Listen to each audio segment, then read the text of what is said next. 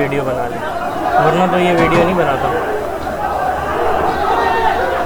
खान साहब ने बड़ी तकलीफ़ें उठाई हैं, अभी भी उठा रहे हैं, आँख ज़ाया हो चुकी है।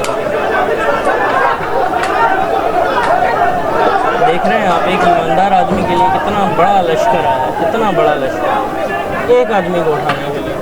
जैसे उसने पता नहीं कितने हज़ार कत्ल किए हुए हों, उसने बड़ी लाशें गिराई हुई हों, बड़ा खून बहाया हो गरीबों का।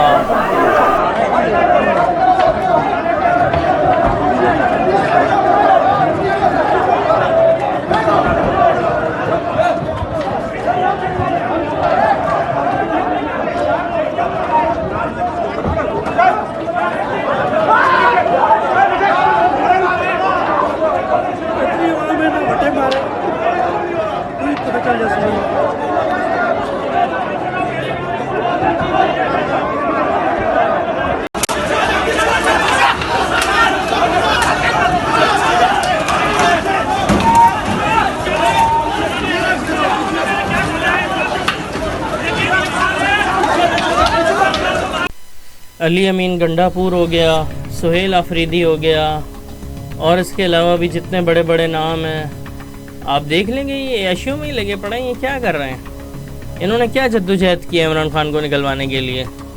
एक आंख ज़ाया हो गई है उस बंदे की जो मुल्क का वज़ीर आज़म रह चुका है, और अगर वो ईमानदारी से होता जेल से बाहर तो वो आज भी वज़ीर आज़म होता।